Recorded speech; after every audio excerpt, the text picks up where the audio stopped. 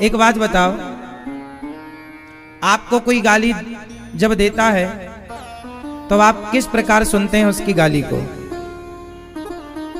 बताओ।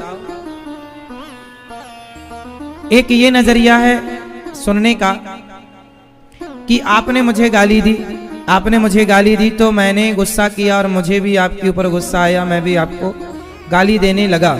एक तो ये सामान्य व्यवहार ये होता है कि आपको किसी ने गाली दी, आपने भी गाली दे दी। एक तो ये सामान्य दृष्टिकोण है, हाँ या ना? अब विशेष क्या है? अब विशेष ये है कि आपने हमें गाली दी तो हमने तुरंत कहा कि हे प्रभु, जरूर हमने कोई पाप किया होगा, उस पाप के कारण हमें ये गालियां सुनने को मिल रही हैं। अच्छा है कि हमारे पाप गालियों से ही कट गए। एक ये दृष्टिकोण है कि आप उस स्थिति में भी शांत हैं, आप उस स्थिति में भी क्या है? शांत। आपकी शांति भंग नहीं हो रही है। अच्छा, एक दूसरा दृष्टिकोण सुनिए। एक बात बताओ, इस संसार में हमें किसी भी प्रकार का जब दुख मिलता है तो दुख क्यों मिलता है? दुख ये पुण्य का फल है या पाप का? बता दो। दुख हमें पुण्य से मिलते हैं या पाप से? जोर से, जोर से। हमें कांटा कब लगता है? जब पाप जागते हैं। हमें अपमान कब मिलता है? जीवन में कांटा भी लगे, इस रास्ते से 100 लोग गुजर गए, कांटा केवल आपको ही लगा, ऐसा क्यों? इस रास्ते से 100 लोग गुजरे हैं, कांटा सिर्फ आपको ही क्यों लगा? इस रास्ते से 100 लोग गुजरे, ठोकर आपको ही क्यों लगी? क्योंकि हमारे पाप का ही ये परिणाम है। ये हमारा पाप उदय हो गया तो दुख के रूप में मिल गया। जब आपको ठोकर लग जाए तो बताओ, आपको भगवान का धन्यवाद देना चाहिए कि भगवान को गालियां? जोर से। क्यों धन्यवाद? धन्यवाद इस बात का कि हे प्रभु, मैंने पाप तो बहुत किए थे, लेकिन मेरे पाप को आपने जरा सी ठोकर से टाल दिया। ये ईश्वर की कृपा है। किसी का एक्सीडेंट हुआ, पैर फ्रैक्चर हो गया, लोगों ने कहा देखो बड़ा भक्त था भगवान का, भक्त था तो भगवान ने बचाया, क्यों नहीं? जब किसी का एक्सीडेंट होता है तो आप, एक ये भी नजरिया है, आप कहते हैं कि यदि ये भक्त था तो भगवान ने इसकी रक्षा क्यों नहीं की? एक ये भी नजरिया है। और एक नजरिया ये है कि एक्सीडेंट हुआ था तो प्राण भी जा सकते थे, पर जरा से फ्रैक्चर में ही ईश्वर ने प्राणों की रक्षा कर दी। ये भी, ये ईश्वर की तो एक ये नजरिया है, प्राण भी तो जा सकते थे, लेकिन ईश्वर ने तुम्हारे पापों को जरा से में टाल दिया और तुम्हारे प्राणों की रक्षा की। एक ये नजरिया है। अब आप किस नजरिए से देखना चाहते हैं? जो व्यक्ति हमेशा इस नजरिए से देखते हैं संसार को, मेरे साथ भगवान ने गलत कर दिया, मेरे पांव में कांटा लग गया, मैं इतना बड़ा भक्त था भगवान का, फिर भी मेरे साथ ऐसा हो गया। यदि आप इस नजरिए से चल रहे हैं तो आप सारी जिंदगी दुखी रहेंगे, क्योंकि आपको कमी नजर आ रही है, आपको कृपा नजर नहीं आ रही है। आपको ईश्वर में कमी नजर आ रही है कि भगवान ने मेरे साथ ऐसा क्यों किया। आपको कृपा नजर आएगी ना तो शिकायत नहीं होगी, धन्यवाद होगा ईश्वर का। ईश्वर आपने जो किया है ठीक किया। माँ अपने बच्चे के गाल में एक थप्पड़ मारती है ना, चटाक, उस थप्पड़ में भी माँ की कृपा होती है कि नहीं? बोलो हाँ। माँ बच्चे का बुरा करने के लिए थप्पड़ मारती है या भला करने के लिए? जोर से, जोर से।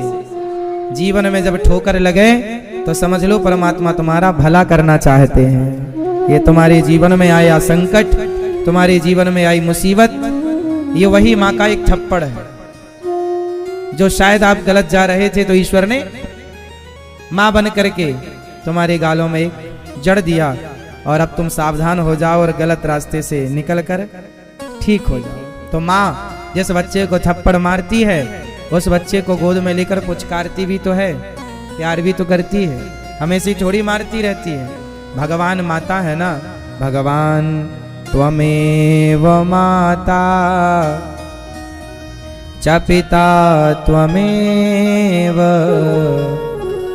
त्वमेव बन्धुश्च सखा त्वमेव त्वमेव विद्या द्रविणं त्वमेव त्वमेव सर्वं मम देवदेव। भगवान हम सबकी माता और पिता हैं। तो जीवन में जब संकट आए तो सिर्फ धन्यवाद, जो आपने किया है प्रभु हम प्रसन्न हैं। जो भगवान दें तेरे फूलों से भी प्यार, प्यार भगवान जो दें उसमें प्रसन्न रहना सीखो। और हर हाल में आप में से कितने लोग भगवान से शिकायत करते हैं? शिकायत किस किस के जीवन में है? हाथ उठा लो। किसके जीवन में शिकायत है तो हाथ उठाओ। क्या शिकायत है मैया, बताओ।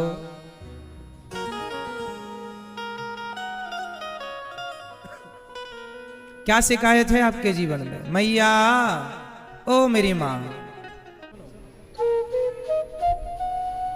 भगवान से शिकायत ना हो। आपको शिकायत है भगवान से? हे भगवान तुमने ये नहीं दिया, ये नहीं दिया, ये नहीं दिया, ये नहीं। अच्छा ये बताओ भगवान ने आपको क्या नहीं दिया? आपसे जोर से, आपको भगवान ने क्या नहीं दिया? आपको भगवान ने क्या नहीं दिया? आपको भगवान ने क्या नहीं दिया? सब दिया। आपको भगवान ने क्या नहीं दिया? सब दिया। आपको सब दिया। आपको मैया, पीछे वाली मैया, भगवान ने आपको सब दिया? हाँ या ना? सब दिया। कोई शिकायत है? कुछ लोग कहते हैं भगवान तुमने हमारी बहू के बेटा नहीं दिया, हे भगवान बेटे की नौकरी नहीं दी, हे भगवान ये नहीं हुआ, हे भगवान ये नहीं दिया। ये सुनो, ये सब कचरा ना मांगा करो भगवान से।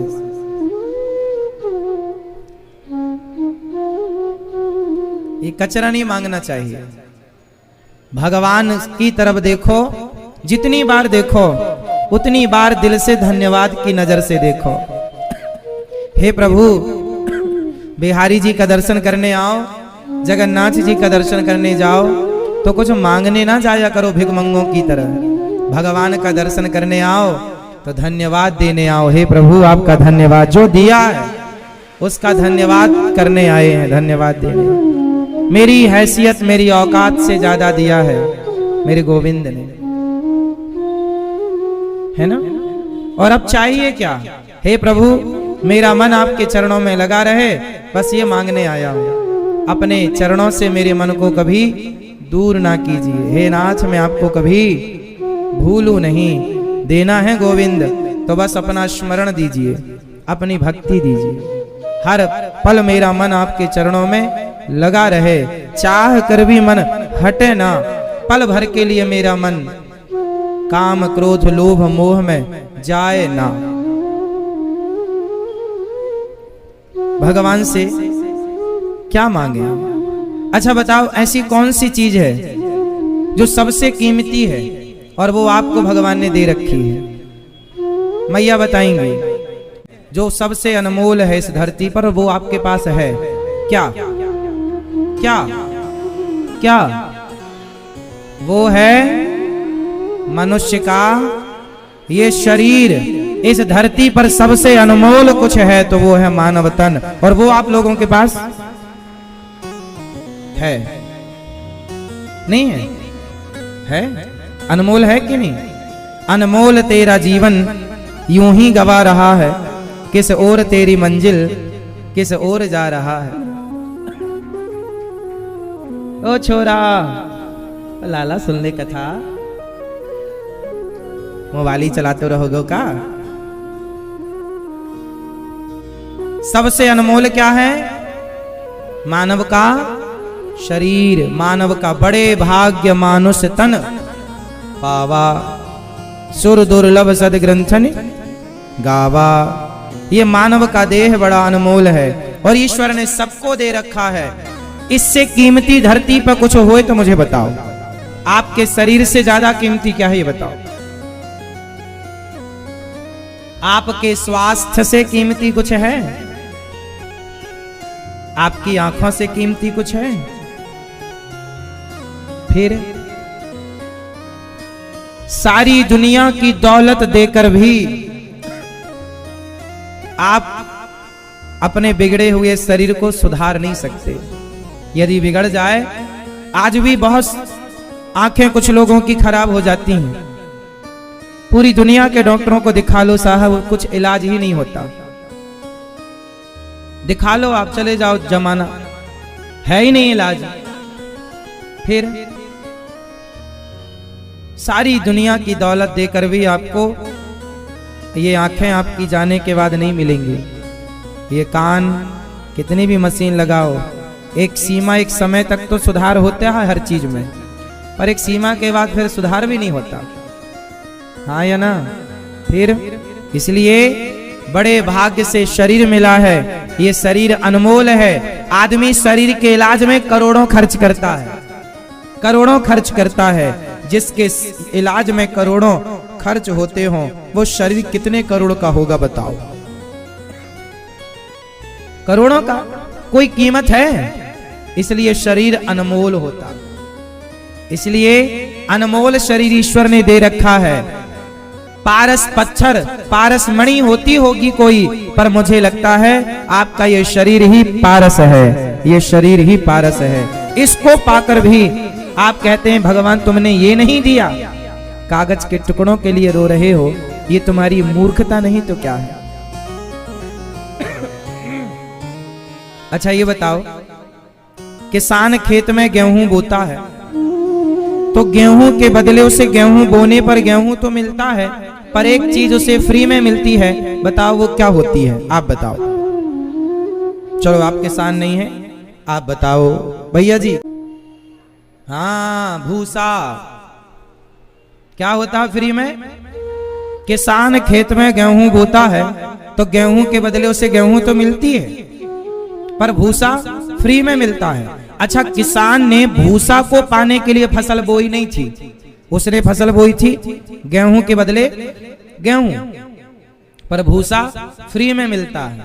भूसे के लिए उसे ज्यादा प्रयास नहीं करना पड़ता।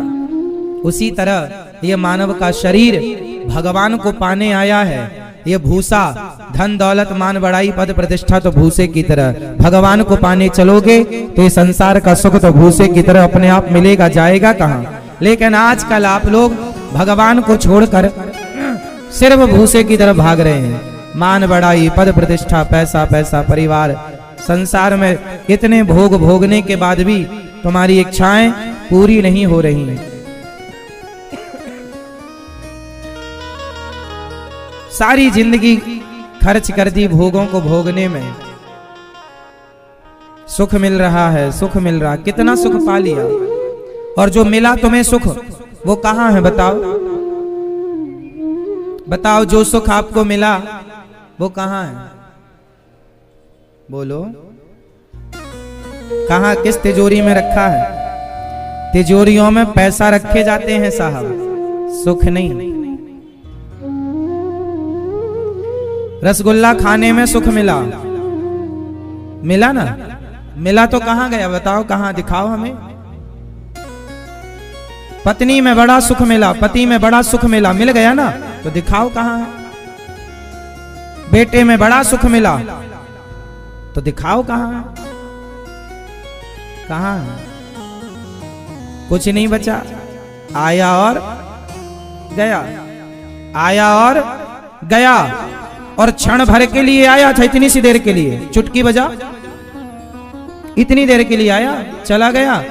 अब कल फिर इच्छाएं हैं, कल भी वही सुख मिल जाए। 2015 में भी जस की तस थी आपकी इच्छाएं, 2020 में भी इच्छाएं जस की तस थी, और 2023 आ गया, इसमें भी आपकी इच्छाएं जस की तस है। अब बताओ ये आपकी इच्छाएं आपको मारेंगी या आप अपनी इच्छाओं को मारेंगे? बताओ।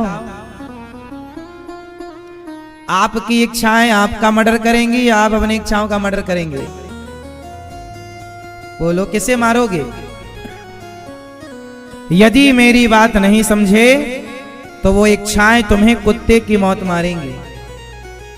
इसलिए समझदार वही है जो इस मानव के शरीर से अपने इच्छाओं का, अपने क्रोध, अपने लोभ, अपने अभिमान रूपी इच्छाओं, काम रूपी इच्छाओं को मार दे, अपनी इच्छाओं का दमन कर दे, वरना ये इच्छाएं तुम्हें मार देंगी।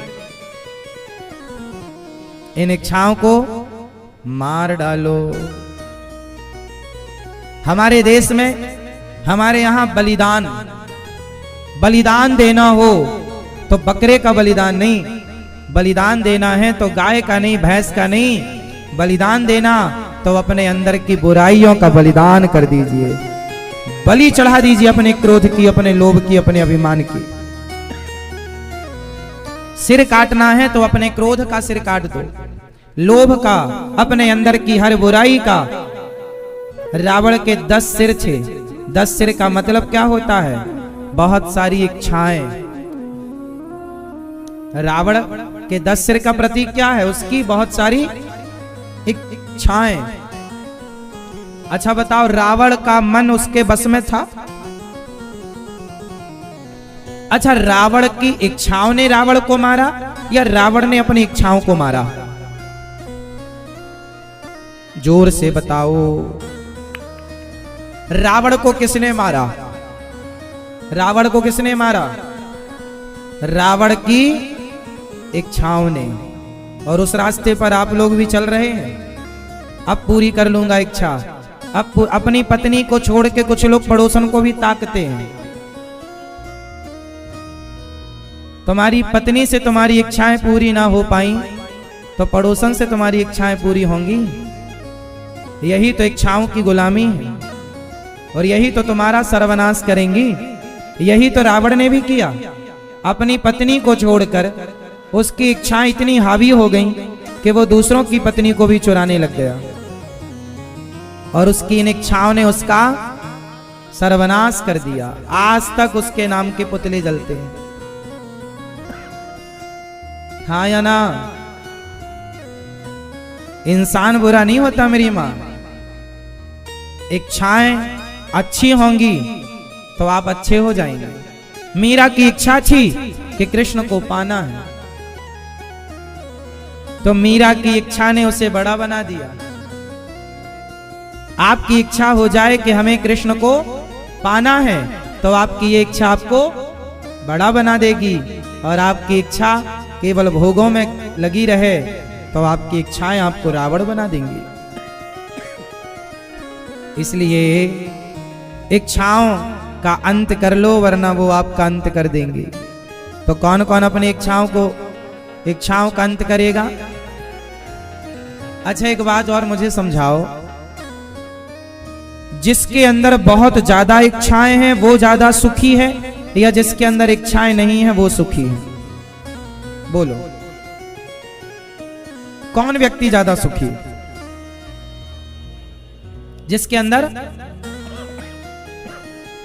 इच्छाएं नहीं। सामान्य इच्छाएं देखो ठीक है, रोटी, कपड़ा, मकान, ये जरूरतें पूरी हो जाएं। आपके पास रोटी हो, कपड़ा हो, मकान हो, शिक्षा हो, बच्चों को पढ़ाओ लिखाओ, ये जरूरतें पूरी होनी चाहिए। जरूरतें पूरी होनी चाहिए, लेकिन आप क्या पूरी कर रहे हैं? इच्छाएं। अच्छा, जरूरत अलग होती है और इच्छाएं अलग होती हैं। ये दोनों एक हैं कि अलग अलग हैं?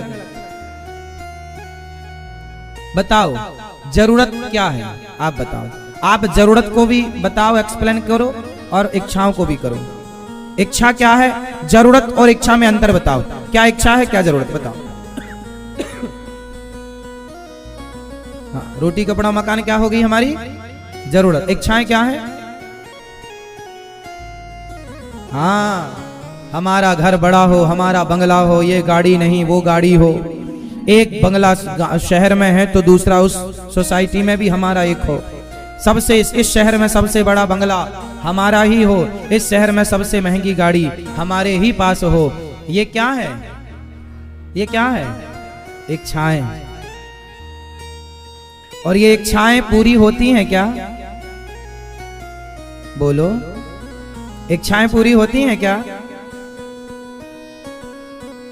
इच्छाएं, जरूरतें पूरी हो सकती हैं। जरूरतें तो रिक्शा वाले की भी पूरी हो जाती हैं, जरूरतें रिक्शा वाले की भी पूरी हो जाती हैं, पर इच्छाएं रावण जैसों की पूरी ना हो पाई साहब। इच्छाएं तो रावण जैसों की इच्छाएं ना पूरी हो पाई तो तुम्हारी कितनी होंगी ये बताओ। आप में से कितने लोग सुखी होना चाहते हैं? हाथ उठा लो, आज कर ना दिया तो बताना। जो सुखी होना चाहता है अपने जीवन में वो हाथ उठाए। मैया हो गई हो पंचायत तो उठा लो हाथ, बाद में रोगी महाराज हम बड़े दुखी हैं। जब सुख बट रहा है तुम पंचायत कर रही हो। उठाओ हाथ फटाफट जिसको सुख चाहिए। हाँ चलो अब कर लो नीचे। सुख चाहिए तो एक बात याद रखना, इच्छाएं जरूरतें पूरी कर लो, भगवान की कृपा से आपकी जरूरतें पूरी हो जाएंगी। और अपनी सारी इच्छाओं का अंत कर दो, क्योंकि इच्छाएं ऐसी हैं, एक पूरी हुई तो दूसरी जिंदा, दूसरी हुई तीसरी लहर, तीसरी हुई चौथी। आप पूरे हो जाएंगे आपकी इच्छाएं। इसलिए जरूरतें पूरी कर लो अपनी, रोटी कपड़ा मकान की, और इच्छाएं केवल एक इच्छा रखो, भगवान को पाने की। कन्हैया तुम्हें एक नजर देखना है, सब देख लिया गोविंद, अब अपने चरणों में मन लगा लो मेरा। यदि आपकी इच्छाएं आपने समाप्त कर दी तो आप जैसा सुखी इस धरती पर कोई दूसरा नहीं हो सकता। सुख का मंत्र है इच्छाओं का अंत। अब आप 2023 में ही कर लेना अपनी इच्छाएं खत्म, या 24 में या 25 में, या आखिरी दम तक भी मत करो तो नुकसान किसका। ये दास अनिरुद्ध आपके सामने बैठा है,